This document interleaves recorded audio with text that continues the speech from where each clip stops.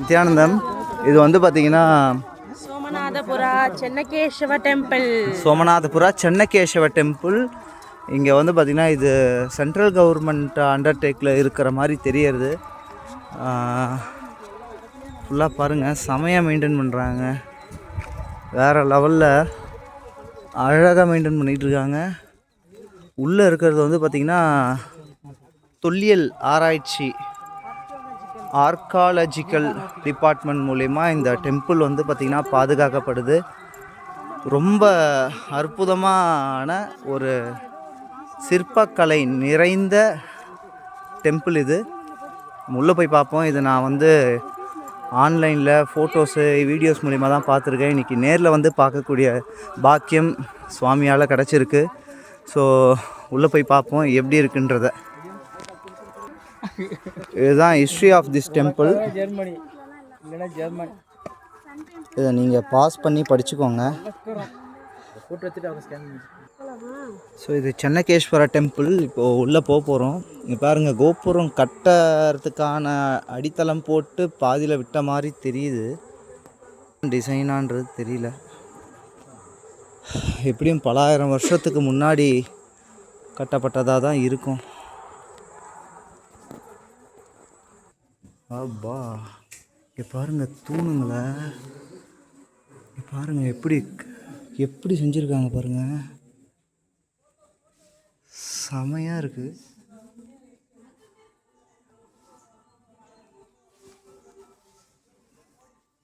அப்பா, வாழ்ந்துருக்காங்க அந்த காலத்தில் மனுஷங்க. அப்பா, இதெல்லாம் எவ்வளோ டெடிக்கேஷனோடு செஞ்சுருக்கணும். என்னமா கட்டியிருக்காங்க பாருங்கள். பக்கத்தில் போய் காமிக்கிறேன் பாருங்கள். இங்கே பாருங்கள் எப்படி இருக்குன்ட்டு. செமையாக இருக்குது. ஒவ்வொரு சிற்பமும் வேறு லெவலில். ஏதோ சன்னதி, ஆனால் உள்ள தெய்வம் எதுவும் இல்லை. அப்பா, ஃபேஸ்புக் லைவில் கிளாரிட்டி வராதுன்னா வீடியோ எடுத்து அப்லோட் பண்ணுறேன். இங்கேயும் தாக்குதல்கள் நடந்திருக்கு. அங்கே பாருங்கள், டெய்ட்டிஸ்லாம் உடஞ்சிருக்கு, கைகள்லாம்.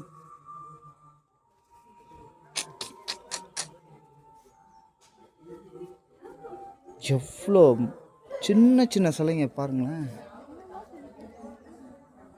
பா,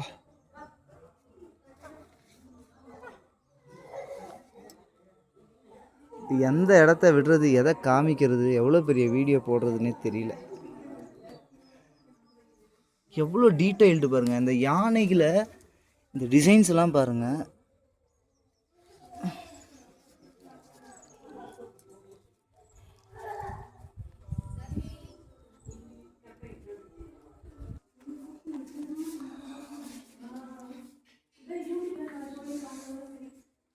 இங்கே பாருங்கள், இது என்ன வித்தியாசமான ஒரு டிசைன். அப்படியே பார்க்குறதுக்கே செம்மையாக இருக்குது.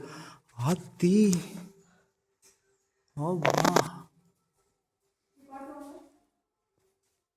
இது பாருங்களேன், கற்பனை கூட பண்ணி பார்க்க முடியாத அளவுக்கு குடஞ்சி எடுத்துருக்காங்க அந்த டிசைன்ஸு. எம்மாடி, இது பாருங்கள், அந்த உள்ள டிசைனுக்குள்ள டிசைன்ஸு. ஆமாம்,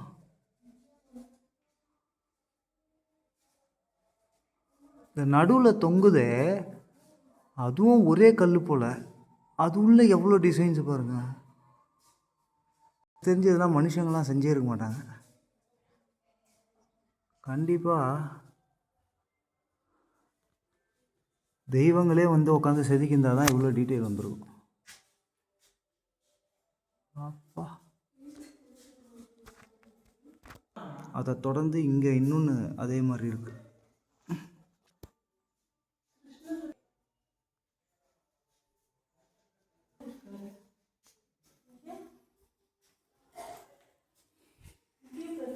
வழிபாடுலாம் எதுவும் இல்லை போல். ஒரு மியூசியம் மாதிரி தான் வச்சுருக்காங்க. அதுதான்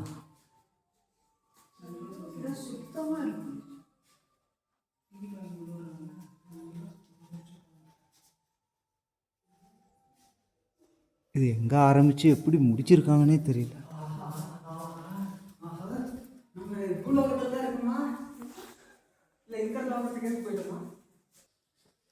பாருங்க, ஒவ்வொரு சன்னதிக்கு முன்னாடியும் டீட்டெயில்டாக உள்ள கிருஷ்ணர் இருக்கார். கிருஷ்ணர் சன்னதி இங்கேயும் பாருங்க, டிசைன்ஸ் எல்லாம்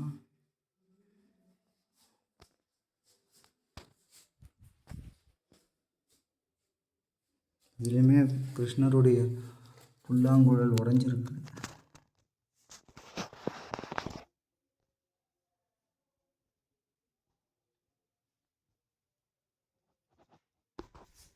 இங்கே பாருங்கள், இதெல்லாம் எப்படி டிசைன்ஸ் பாருங்கள். நான் ஃப்ளாஷ் போட்டு காமிக்கிறேன்.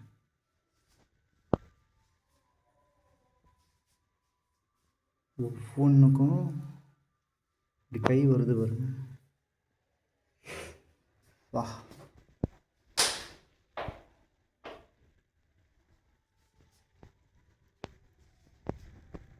ஒரு தூண் அதே மாதிரி.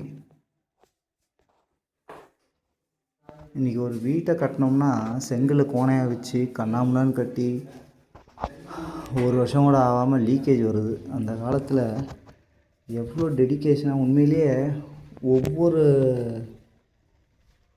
சிற்பக்கலைஞருமே ஞானம் அடைஞ்சவங்களாக தான் இருந்திருக்கணும். இல்லைன்னா இவ்வளோ டீட்டெயிலிங்கும் இவ்வளோ யோசிச்சுலாம் கட்டியிருக்க முடியாது. சாமி சொல்கிற அந்த என்லைட்டன் சிவிலைசேஷன் அப்போது இருந்திருந்தால் மட்டும்தான் இந்த மாதிரி டெடிக்கேஷன் இருந்திருக்கும்.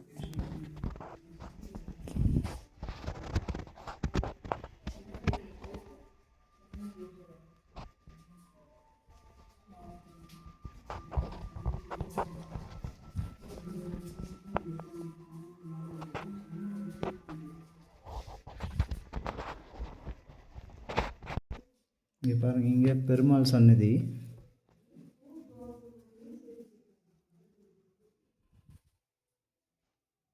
இங்கே வேறு ஏதோ டெய்டி இருந்துட்டு அதுக்கு மேலே இவரை ஏதோ நிற்க வச்ச மாதிரி தெரியுது.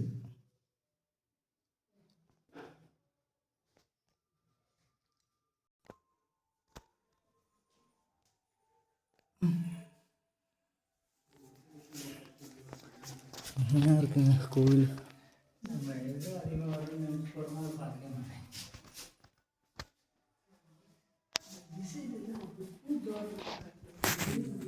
இவருக்கு பாருங்க, எவ்வளோ சின்ன சின்னதாக நகைகளை அழகாக கல்லில் செதுக்கி இதில் பாருங்க இந்த டீட்டெயிலிங்க. அப்பா, வாயால் வாழ்த்த முடியாது.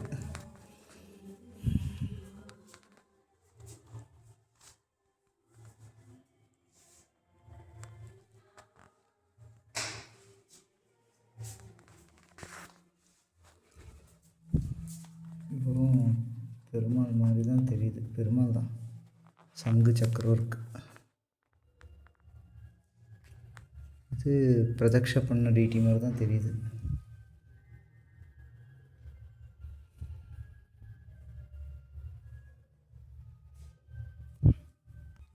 இந்த கையில் பாருங்கள் எவ்வளோ அழகாக, எத்தனை மோதிரங்கள்.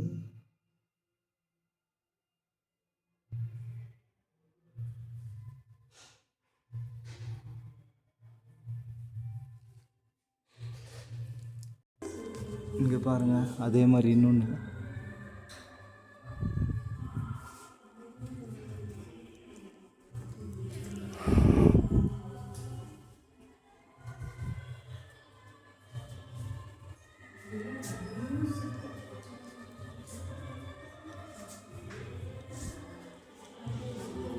இது